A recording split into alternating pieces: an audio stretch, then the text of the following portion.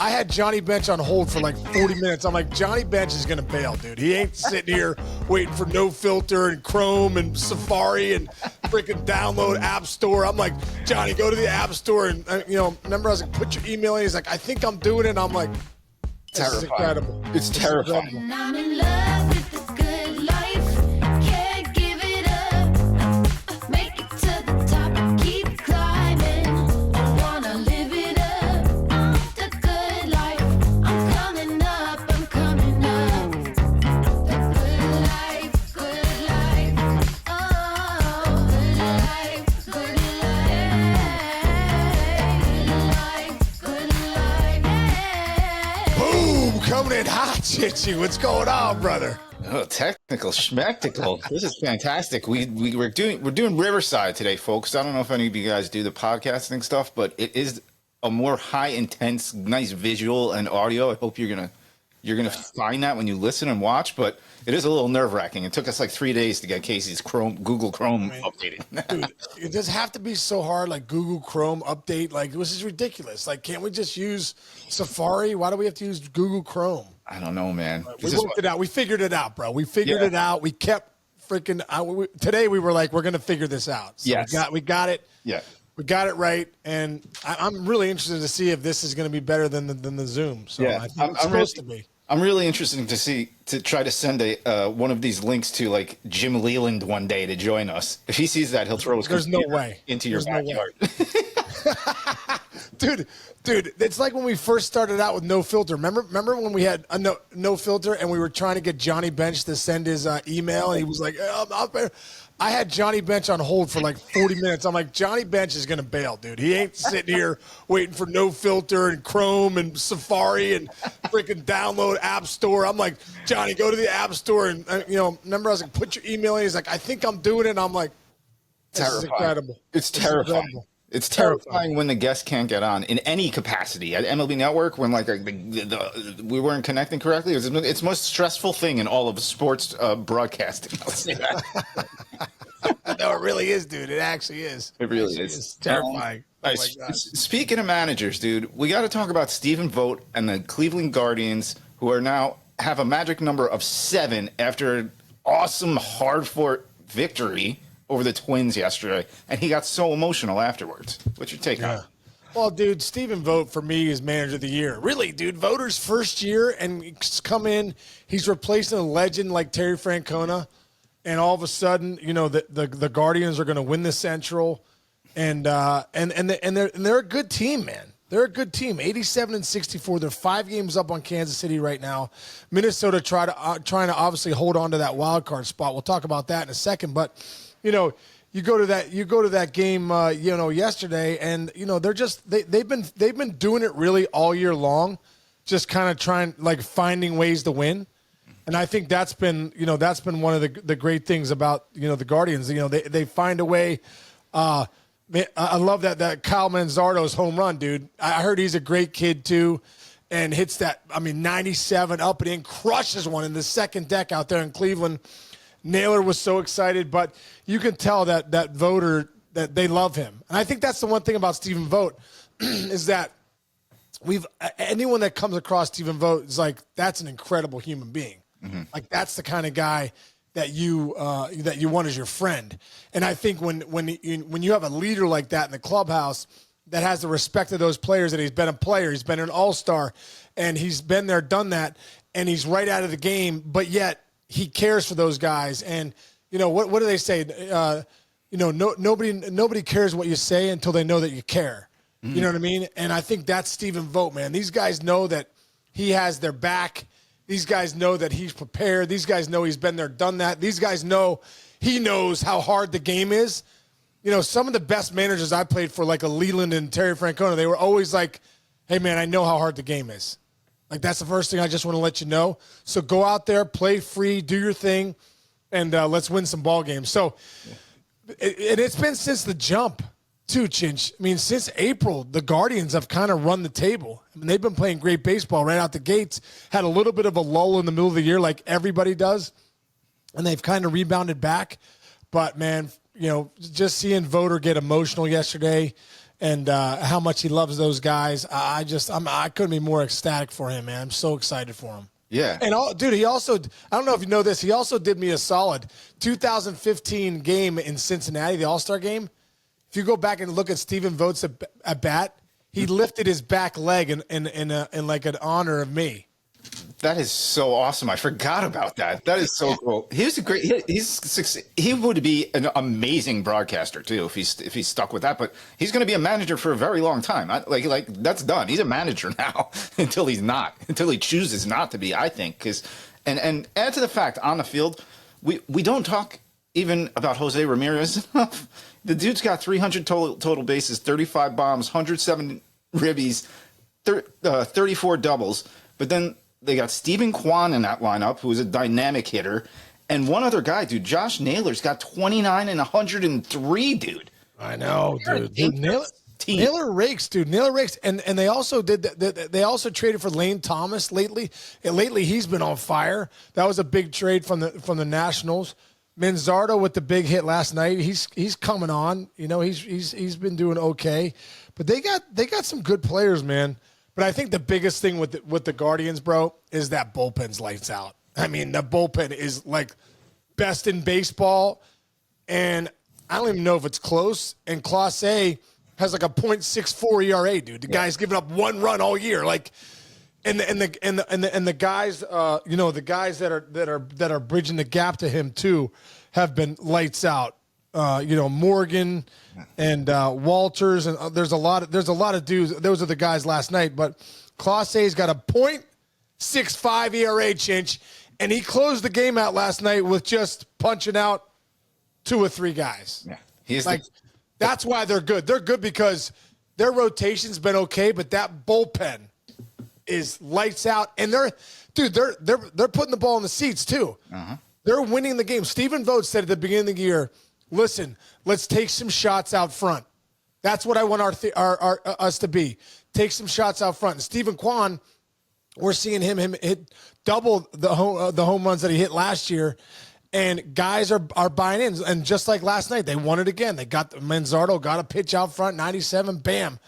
And Naylor's got almost 30 home runs. He hit 19 last year, driving in over 100. So they're doing it a little differently this year too, under Stephen Vogt's tutelage, to say this is what I want our identity to be. Yeah, exactly. 5 guys with double-digit homers. Not a lot of strikeouts in that lineup too. They put the ball in play, dude. All of them, almost all those guys. A lot of mid threes on base percentage, lower the strikeout level, and like you said, and they run. By the way, Jose Ramirez 39 bags. Jimenez has 29 bags. You got a bunch of guys with double-digit bags in that lineup too. The reason we probably haven't talked to them about them as much during the season is because they, like you said, they've been consistently on top. It's like, oh, there's the Guardians and almost everybody else. Speaking of everybody else, that wild card race, dude, and that your Detroit. I can call them your Detroit Tigers. Yeah, you call my Detroit Tigers, dude. How about your Detroit Tigers, dude? Dude, I'm excited, man. I said, like I said, when you see them, and they had, that was a big win. Pulling off a 7-6 win. Last night, even after Bobby Witt hit a grand slam, they still found a way to win. Dude, these guys are hungry. They're young. They're good. They're talented. And they're pushing, man. AJ Hinch has these guys pushing. They're a game and a half back now, Chinch, of that wild card, with the Twins losing, obviously, a nail biter to the Guardians. And if you look at the Twins, they're 3-7 in the last 10. Tigers are 7-3. The Mariners are 7-3. Mariners are in it. 2 games back with that pitching, dude. They haven't made a run yet, too. The scary thing about the Mariners, man, hopefully it's not too little, too late.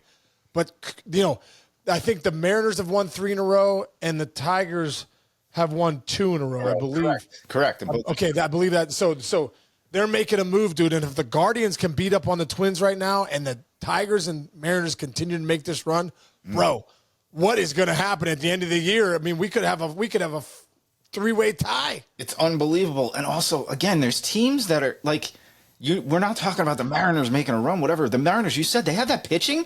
Put that Mariners team in, what do we call it, tournament baseball? Oh, dude, watch out. Watch out. You don't want to play them off the bat. No, And dude, teams do not want to see the Mariners in a 3-game series. No, no, no. Yeah, and the Royals have that little bit of a cushion, 2.5 up on the next, on the Twins.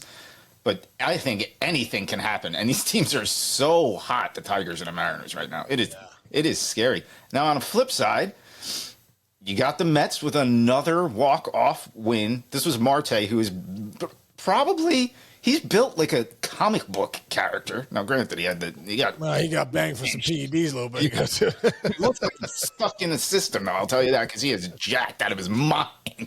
But listen, he's a big part of that team. Huge hit, and man, oh God, watching all these teams hit the walk-offs this tight in the season, this late in the season, it's like every game is a playoff game. Well, that's the thing. That's the thing, Chinch, is like these guys feel it. So like you're just like, oh man, they're walking like the Tigers. Oh, they're 7-3 their last 10. Yeah, they feel the pressure. Like must win every night. Yeah, and when you feel that way, you usually end up doing it. Yeah, like Mariners must win every night. Here they go. Yeah. And then sometimes on the flip side, if you're a team like the Twins, you're trying to hold on. It's like, okay, let's play keep away at the end of the game. You know what I mean? Like, let's just not shoot. You know what I mean? Like, and I think that gets scary too. I remember when we were with the Tigers in 06, we were winning the division. I kind of felt that way. Like we lost 3 of the last series against the Royals, and the Twins end up winning it on the last day of the year to beat us. And I look back at that like we were just trying to hold on. Yeah. Instead of just keep pounding guys, keep going at guys. You're just trying to hold on, and you could see, like the Mets. The Mets are coming. Like how many walk-offs have they had recently? How many big hits did they had late? A ton. Because they're like, okay, we gotta win. There must-win games. There's no more like, I think sometimes April, May, and June, you're like, oh, tomorrow. It's like Mick. It's like Mick and Rocky. There is no tomorrow. There is no tomorrow. Yeah. And speaking of the Mets, they could fold. Their other stars have not done much in the second half as far as like Alonso and Nimmo and those guys and Marte even. And it could have been a little crippling to lose Lindor for those few days. He says he's going to be day to day, but long story short, the other guys have to step up, and they have been stepping up in that lineup. It's like betting, like you said, those teams that are in it, that are feeling the momentum underneath. It's like, I'm not much of a gambler, but like I hated if I ever gambled betting the under on a sporting event, because you're like just hoping for nothing to happen. You're just hoping for the score to stay 7-0 the whole time. That's kind of how it is when you're hanging by a thread on top of those those races. Oh, dude, and you're right too, Chinch, when you say the other guys need to step up. I mean, you need JD Martinez, these guys to step up, because you're right, man. You're holding on for dear life right now. And like, and that talk about holding on for dear life. I mean, that game right there, like they won 2-1. Like basically they had to find, Manaea. Oh. Is he the best pitcher in the game right now, dude? Holy cow, I can't believe I didn't mention him. I'm sorry. Seven innings, 4 hits. Unbelievable, dude. I mean, domination, bro. I mean, absolute domination in the last 8 weeks. Sean Manaea, after he dropped down when he watched Chris Sale pitch, he's like, I'm going to give that a shot. Great job, dude, for giving that a shot. Yeah, but, I was going to take votes away from Chris Sale for the Cy Young Award, for crying out loud. No, seriously, dude. And also, the guy that maybe saved their season is still doing it. Iglesias came up with the big hit last night in the 8th inning to tie it. Right, and he's the energy. What talk about a shot of energy. When they got him, I remember telling Jessica, she wasn't too familiar with him, I'm like, this guy's one of the best defensive players like I've ever seen play baseball. Yeah. And he's having pretty much a career. As far as 7th inning later RBIs, I think he might be number 1 in baseball in a smaller sample size because he doesn't play every day. But now he is, because, McNeil got hurt. Next man up. You always say it. Next man up. Next man up. Yeah, dude, you're right, man. Iglesias, don't you feel? Yeah, you're right. I feel like he just comes up with big hits every week. Every week, 7th inning or later, there's a big hit by Iglesias. Yeah, and he's got the music going. It's all great. He was in the minors, dude. I know, isn't that crazy? He was in the minors. Battle back, man. I guess if you don't give up, kids. You can be Jose Iglesias with the #1 Latin pop chart song and be the New York Mets if you work hard enough. Dude, one thing we're not talking about, I think, Houston Astros are only 4 games up in that division. Do you think they are fully safe with the Mariners coming right now? They're safe. Okay. Yeah, four games.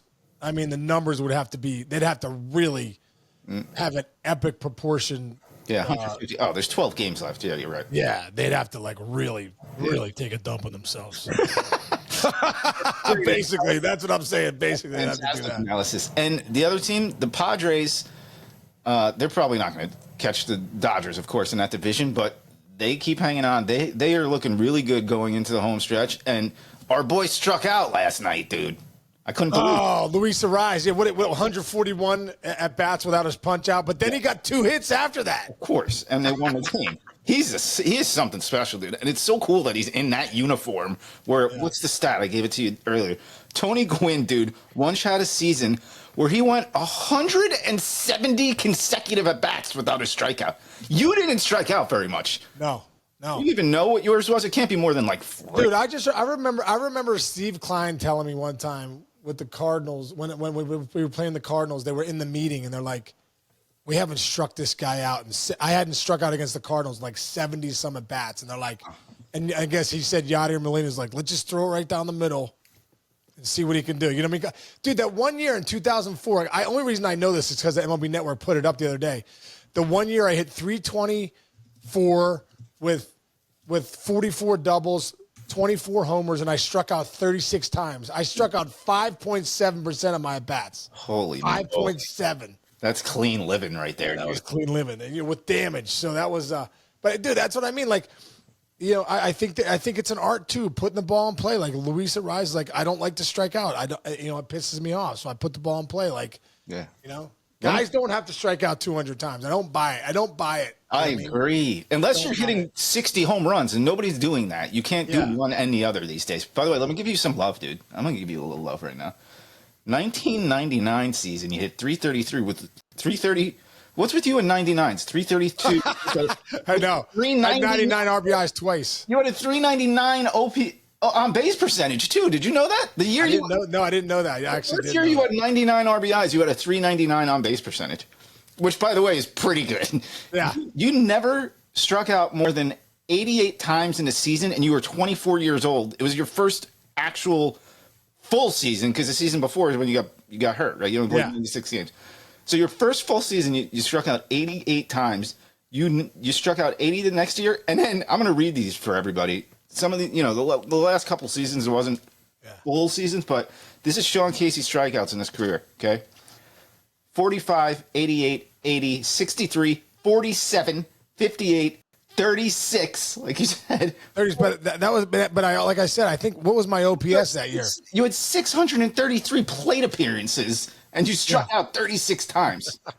And what was my OPS that year? It was 915. 915. Oh my God, dude! Yeah, you're a good player, man. I really. Oh, thanks, Judge. Because there was like Hal Morris, and then there was like Sean Casey. I always rooted for those Reds teams anyway. I always liked when they're facing off against Dion, and the Dion's a Red and all that kind of stuff. The history of the Reds is really undervalued across the country. Oh, dude, well, first off, the greatest team ever is the Big Red Machine. You know what I mean? I think, no doubt about it, that generation. You could obviously argue the Yankees too for some of those years, but I mean, as far as like Hall of Famers and probably guys that should be in the Hall of Fame, I think Dave Concepcion should probably be in the Hall of Fame. But like, the history of the Reds, man, there was so many good players, and it's just such a cool organization to be a part of. Yeah, somebody actually pulled up, check out this starting lineup. I think it was a 1970 or 1971 All-Star game, and it was like Willie Mays and like the Reds and like a couple other awesome guys. And I was like, damn, you forgot how ridiculous those teams were. So ridiculous, dude. It was so true. Yeah, it was like the Reds with the starting lineup. Yeah, the Reds and Willie Mays. All right, what else? Dude, I don't even know what to look at. These standings are so exciting to me. Arizona Diamondbacks, that's a loss last night. And here we go again. Like you said, 2 nights ago, they needed that win. They haven't been playing fantastic baseball in the last couple weeks.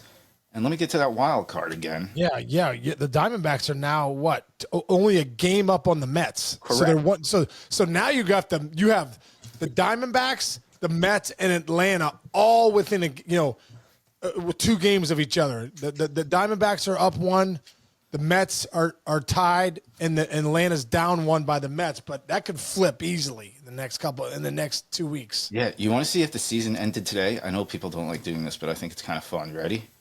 Yeah. If it ended today, you have, where is this? What am I looking at? AL. What is it? Royals versus Orioles, Astros versus Twins. And then the Astros Twins winner would play the Guardians, and I guess it's not saying it here.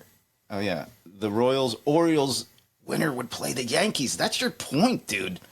About that, the Yankees. Who would play the Yankees? The Orioles? Who? Orioles or the Royals? If they're all ended today, dude. I'm telling you, I know what it is. What it is. I honestly think I'd rather be the wild card winner. I'm telling you. I'm telling you, because if you're good enough, you have the rhythm, you keep playing, you're playing baseball. These guys are creatures of habit, dude. Every day they play. To take 5 days off is kryptonite. Yeah, Kryptonite. Kryptonite. Okay, NL right now, if it ended this morning, which it does not, D-backs at Padres, winner gets the Phillies, Brewers, Mets, winner gets the Dodgers. I cannot predict who's going to win any of this stuff. The Phillies and the Dodgers, I mean, who's a better team? Who's better, the Phillies or the Dodgers right now? And who's hotter? Nobody's hotter than the Mets and the Padres. I don't know what to say there, and not nationally. And also, too, with the Dodgers pitching, is it lose one of them? You're not that scared anymore. When you have Flaherty's probably your number one starter right now. Mm-hmm.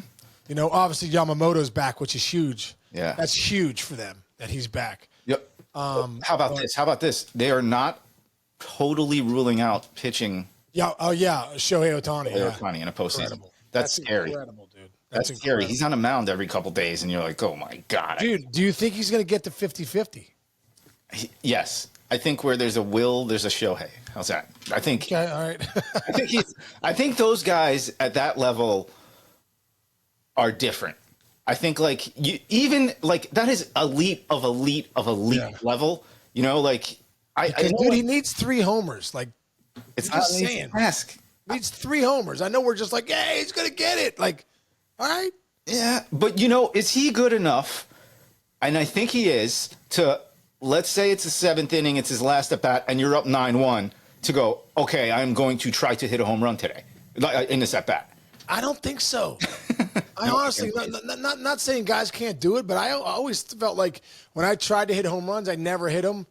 When I tried to just have good at bats, that's when I hit them. So, like, I don't know. I guess the question is, I know for me, dude, I got into trouble with that. I know a lot of guys get in trouble. They start looking at the numbers.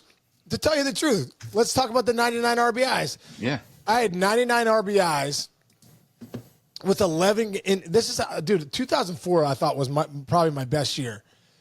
2004, I had bet on the IL for 15 days with my calf.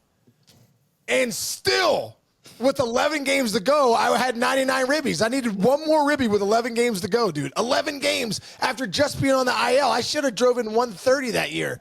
And, dude, I ended up getting – I had one guy in scoring position in the last 11 games. Never forget, Ryan Friel, our leadoff hitter, got hurt, and Friel was always getting on. And he got hurt at the end, and so no one could get on base. I had one RBI opportunity, and so what I started to do was trying to go deep, and my swing went to like just total crap.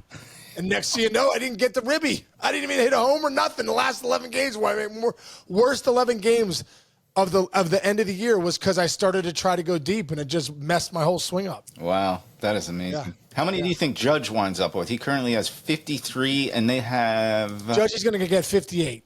That's what I think. Wow. Because I think he's getting in home run mode again. He just hit a grand slam, just hit another one off the freaking restaurant, dead center, absolute thunderous bomb. So I think he's just starting to get it going again. I think he's going to hit 5 more. There's 12 games left for the Yankees. I think he might be right. I think he's going to hit 4 or 5. He's going to hit 57, 58. Yeah, it's funny. They asked a lot of those guys over the last couple of days, you just want to make the playoffs? And they're like, no, we are trying to win our division. We need No, you wanted to win the division. You want to win the division. especially for the Yankees, to be honest. Yeah, you have to win it for the Yankees. And I think the Yankees have the team to win it all. I really do. Like they have the pitching. They're starting to figure out their bullpen finally. Oh, dude, Weaver looks like a killer. Yeah. I know Canely got the save a couple nights ago, but dude, Weaver's the guy. Weaver is the guy. He's got that. You can see his emotional approach as like a fitting that type of role and saying, "Give me the damn ball" type thing. Yeah. No, exactly. Yeah. Exactly. And hey, now you've stretched out the middle of your bullpen because your last closer wasn't a bad closer. It's just it kind of fell off for him. So yeah, no, and maybe Clay, down in coming, they're going to need Clay Holmes. You want to win, you're going to need Clay Holmes. Absolutely. But at the end of the day, the bullpen's going to be the most important factor in postseason time, anyhow. And that's why the Guardians feel like they're in good shape because they got that bullpen. So. And I don't think it's time yet to start talking about these teams, but like I do want to see Marcus Stroman in like a 7th inning big spot if he's not starting in the postseason. Yeah. Guys like that, everybody. Yeah, look at what those Astros teams that won. It's because they're like 4 and 5 starters were like their best relievers. During those stretches. Remember? Exactly. Anyway. All right, what do you got going on? You got a lot of Roberto Clemente gear on all week. It's for good. Oh, dude, I just got this Clemente. I went down there yesterday because I had to sign some wine bottles for for whatever this charity, for our charity to send out to people. And Dwayne had this new Clemente sweatshirt. I go, I want one of those. I think sweet, dude. It's like the real letters. Real numbers. Kind of cool. Stitched numbers and cool. So, yeah, man. What was I going to say? Oh, I'm going on Brett Boone's podcast today. Oh, I love Brett Boone, man. Yeah, so check that out. He's got a great podcast, man. He's got some great people on there. And he is so funny and so honest. He's one of the funniest dudes. Okay, I'll tell you guys. We can go behind the curtain with this one. So, Brett came into MLB Network for a couple days as a guest analyst, and I was producing or CPing the show, and we get out of our first break. And he looks at his phone and he's like, "Man," and everybody's like, "Wow, is everything all right? Is everything all right?" He goes, "Nah, it's my brother." And it was Aaron. He's saying, "Stop slouching so much in your chair. You look like an idiot." It's so cool. Like the brother's watching the other brother compete. Dude, Booney is the dude. Aaron Boone is. Whenever I'm on air, he's like, what did he say? Recently, I was on with Adnan. This is like last week. He texted Adnan, "Hey, tell Adnan it's not RBI, it's RBIs." So then I'm like, "Hey, Adnan, Booney says it's not RBI, it's RBIs." Dude, it's so funny. And then the one time, it's so funny. You were just talking about Jose Ramirez, Chinch, and Booney. So Adnan said something like that Jose Ramirez is underrated or something like that. And it's like Booney's pet peeve right now that Jose Ramirez. So he texts, "Tell Adnan, Jose Ramirez is the best player in the game. Stop it. Is one of the best players in the game. He's in the MVP conversation year after year. Stop it with everyone saying that he's overrated. He's not overrated. Not underrated. He's exactly where he needs to be. He's one of the best players." It's so funny. So then when anyone says anything about Jose Ramirez, Booney will text, "See, this guy's saying it too." That's so great. So great. All right, man. So great. All right. What do you got going on, Chich? I gotta just get healthy, man. Gotta get healthy. Yeah. How's your back feeling? It's a little bit better. I might head over and get a little stim or some sort of treatment from my. Do it, dude. Do it. Yeah. Do it. I was thinking of doing some sort of yoga, but I'm not good at that. Dude, get in the cold. If you can find a cold plunge, get in one. Yeah, just fill your bathtub up, dude. Put some ice in there. I'll do that. Yeah, the poor man's cold plunge. Exactly. Do it. I don't have a hyperbolic chamber like you do, like Superman 2's Fortress of Solitude. Garage. That's like Sean Casey's garage. Looks like Superman's house. That's so good. Nice. All right, brother. All right, Chichi. Love you, man. Hey, everybody out there. Thanks for listening. Subscribe, download, please. We'll catch everybody tomorrow. See you, brother. See you.